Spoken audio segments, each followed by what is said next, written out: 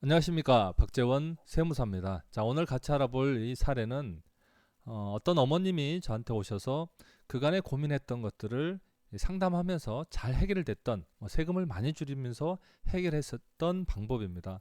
실제로 제가 재산 문제를 굉장히 상담을 많이 하는 편인데, 음, 꼭 재산이 많은 사람뿐만 아니라 재산이 적더라도 이렇게 고민하는 영역들은 공통적으로 있는 것 같아요. 지금 어떤 거냐면 이 사례는 실제 사례이기 때문에 제가 진행했던 거 그대로 다 보여드리겠습니다. 지 어머니께서는 연세가 70이에요. 혼자 드셨는데 재산은 뭐 크게 많지 않아요. 아파트 5억짜리. 지금 어머니가 여기 살고 계세요. 살고 계시고, 그리고 현금 좀 가지고 계세요. 2억. 그래서 한 7억 정도. 뭐 많다면 많고 적다면 아주 적은 뭐 부자라는 아닌데, 아무튼 재산이 이 정도 되고, 다 자녀들은 결혼해서 다 삽니다. 아들들의 딸 하나인데, 자, 이 어머니의 가장 큰 고민은 이거예요. 지금 요 아파트를 장남한테 주고 싶은 겁니다. 아파트를. 물론 여러 경로로 알아보시면 나중에 이제 재산이 어머니가 사망을 하게 되면 어, 5억까지는 공제가 되고, 그리고 지금 현재 상황으로 봐서 현금을 많이 사용을 한다면, 뭐 병원비나 뭐 그런 걸 사용한다면 뭐 상속세는 크게 걱정이 안 된다라고 생각이 될 겁니다. 그래서 그냥 뭐 상속을 하면 되지 뭐. 상속해서 이전에 가면 되지라고 하지만, 이 상속에서 가장 큰 어려움은 바로 그거죠. 이 아파트를 아들 명의로 하고 싶으면, 이 상속에서요, 상속됐을 때 결국 이 다른 자녀들의 동의를 받아야 되는 거죠. 여기 한마디로 도장이 필요해요. 도장. 뭐 유언이 없으면 이 도장이 필요한데, 이게 그렇게 어렵다는 걸 어머니는 경험적으로 안다는 거죠. 자, 그래서 지금 이 아파트를 미리 주고 싶은 거예요. 자, 이게 가장 큰 숙제입니다. 그런데 이게 미리 준다면, 아파트 이게 하나 주려면 우리 어떤 세금이 있어요? 증여세도 있고 취득세도 있습니다. 그죠? 대략 한번 계산을 해보면 5억짜리예요. 5억. 5억짜리를 자녀한테 준다 그러면 취득세는 한 4% 정도 됩니다. 4%. 그건 얼마 정도 되죠? 물론 기준시가로 기준으로 내지만 대략 한 1,800만 원 정도 됩니다. 1,800만 원. 기준시가는 요 5억의 4%보다 조금 적기 때문에 그래요. 증여세는 어떻게 되냐 그러면 다른 부채가 없어요. 그럼 5천만 원 공제를 할 거 아니에요? 성령 자녀니까. 그러면 4억 5천에 20% 마이너스 누진공제 1천만 원. 이렇게 하면 제가 한번 계산해 볼까요? 4억 5천, 에, 바로 계산되는 거였네요. 에, 얼마예요? 8천만 원. 세금이 8천만 원이에요. 증여세가. 자, 이 8천만 원하고 1,800만 원 이렇게 따지면 5억짜리 주면서 세금 한 1억 정도 낸다는 거죠. 그럼 이 세금은 또 누가 내야 돼요?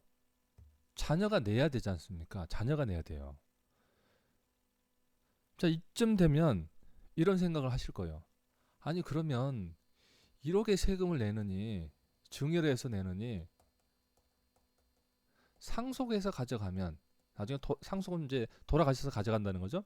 그러면 이 세금을 거의 안 낸다는 거죠. 그럼 왜 이렇게 해야 되냐라는 것은 지금 부모님의 걱정인 거죠. 걱정. 그걸 해결하고 싶은 거예요. 그래서 어떻게 해결했냐? 한 300만 원 정도만 내고 해결할 수 있으면 될 것 같죠. 엄청 나이스하지 않아요? 1억 낼 걸 증여도 하면서 나중에 돌아가셨을 때, 사망했을 때 다른 형제들 굳이 도장을 받지 않아도 된다면, 이거 굉장히 효과적인 방법이지 않겠어요? 그럼 어떻게 하면 되느냐죠. 실제 했던 걸 보여드리면, 자, 이렇게 했어요. 아파트를 증여를 했잖아요. 그럼 증여할 때 어떻게 했냐면 10분의 1 지분만 증여를 한 겁니다. 10분의 1. 그래서 증여는 어머니, 아들이 이제 받았고요. 그 중에 아파트라면 어때요? 전체를 받은 게 아니고 10분의 1만 증여를 받았어요. 10분의 1. 자, 그렇게 된다면 잘 들으세요. 여기서 우리가 증여를 한다 그러면 10분의 9는 어머니 몫으로 남아 있어야 된다는 거죠. 그죠? 그러면 등기에는 원래 어떻게 되냐면은 10분의 9는 어머니, 10분의 1은 아들 이렇게 되어 있어야 합니다. 되어 있어야 해요. 그러면 5억 중에 10분의 1이기 때문에 5천만 원이죠. 네, 5천만 원. 5천만 원까지는 우리가 자녀들 공제가 되기 때문에 증여세는 없어요. 그리고 여기에 약 4% 정도 되는 5, 4, 20, 200만 원 정도 된 취득세만 내면 되는 거예요. 자, 그래서 증여를 할 때 전체를 하지 않고 10분의 1만 증여를 했다는 거죠. 그러면 여기서 이제 이런 의문을 가지신 분이 있을 거예요. 네. 자, 이 아파트를 그럼 어머니가 아직도 10분의 9를 가지고 있고 자녀가 10분의 1이면 10분의 9만큼을 나중에 어머니가 사망을 하면 요 지분만큼은 또 다른 형제들한테 한마디로 도장을 받아야 된다는 이 문제가 남아있지 않느냐라고 이야기를 하실 거예요. 그런데 일반 증여라면 당연히 그 문제가 발생을 합니다. 그런데 제가 하는 방법에는 그 문제가 발생하지 않아요. 자, 여기서 보시면 요 증여 계약서에 보면 당사자 간 합유라고 되어 있습니다. 합유라고 제가 표현을 했고요. 그리고 요 증여인에 가로치면 합유자 되어 있어요. 일반 증여라면 요 합유라는 게 없어요. 요 합유라는 글자가 없습니다. 그냥 증여라고 되어 있어요. 이게 가장 큰 차이입니다. 자, 보시겠어요? 어머니가 소유를 하고 있다가 지금 증여를 해줬는데 합유자 어머니 아들 이렇게 되어 있어요. 지분이 어디 있지 않죠. 보통 증여했다면 10분의 9 10분의 1 이렇게 지분이 있었어야 돼요. 그러나 지금 합유를 했기 때문에 요 지분이 없습니다. 지분이 없다. 지분이 없어요. 즉 단독으로 소유한 것을 합유자로 바꿔놓은 겁니다. 바꿔놨어요. 자, 그러면 요 이제 특성을 한번 살펴봐야 돼요. 자, 부동산을 증여를 받으면 이제 공동으로 가지고 있다.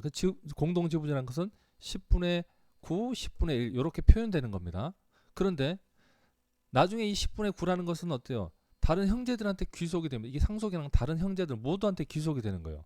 그래서 내 명의로 가져오려면 10분의 9만큼은 다시 협의 분할이라는 쉽게 말하면 도장을 찍어야 된다는 거죠. 받아와야 돼요. 그런데 요 합유라고 하면요. 합유라고 조금 전에 보셨지만 실제 등기에는 지분이 없어요. 그러면 어머니하고 자녀하고 되어 있잖아요. 그러면 어머니가 사망을 했다. 그러면 요 어머니 지분이 같이 등기된 요 자녀한테 자동으로 등기가 됩니다. 물론 자동으로 되진 않아요. 등기 신청을 하면 요 자녀한테 이전을 해줍니다. 그래서 단독 소유가 돼버려요. 그러니까 요 등기를 한번 봐보고 다시. 그러면 요 등기를요. 지금 증여를 해놨잖아요. 어머니가 사망을 하면 요 어머니 지분이 요 아들한테 뚝 오는 거예요. 뚝 오고 나서 결국 요 등기번호 3 해서 단독 소유가 되는 겁니다. 이렇게. 결론적으로는 몇 가지를 얻었어요? 지금 합유를 함으로써 원래 증여세를와 취득세를 1억을 내야 될 걸 증여세는 내지 않고 취득세만 한 300만 원 정도 냈다는 거죠. 두 번째, 이 사람이 하고자 하는 게 뭐였어요? 어머니는 원래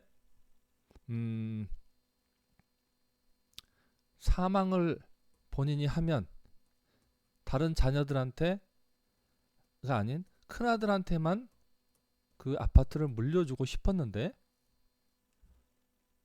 사망을 하기 전에 합유를 했더니 합유 등기를 해놨더니 이건 등기 방법입니다. 합유를 했더니 사망을 하면 나머지 지분도 자동으로 아들한테 넘어간다. 그럼 두 가지가 다 해결됐네요.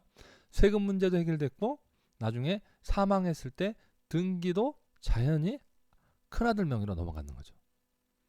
자, 그래서 큰 틀에서는 이런 문제가 해결이 됩니다. 그래서 요걸 잘 활용하시면 돼요. 물론 이렇게 가기까지는요. 요건 꼭 말씀드릴게요. 전문가 상담이 꼭 필요합니다. 이런 것들을 해보신 전문가 상담이 필요해요. 반드시 필요합니다. 왜냐하면 세금 문제도 있고요. 뭐 상속 문제도 있고 이런 것들이 같이 해결이 돼야 돼요. 같이. 그래서 굉장히 이것은 꼭 제가 주의를 부탁드립니다. 그래서 이런 방법이 있더라. 근데 실제로 재산이 많지 않은 분들이 이런 고민을 들고 있는 분들이 굉장히 많습니다. 굉장히 많아요. 그래서 요걸 제가 설명을 드렸기 때문에 나중에 이런 문제가 있다 그러면 합의로 해놓으시는 것들을 꼭 추천해 드립니다. 또 하나 이런 분들도 있어요. 자, 위로 다시 가볼게요. 자, 이런 분들도 있어요. 아들이요. 어머니 집을 취득할 때 아들이 도와줬어요. 한 3억 정도. 근데 근거는 없어요.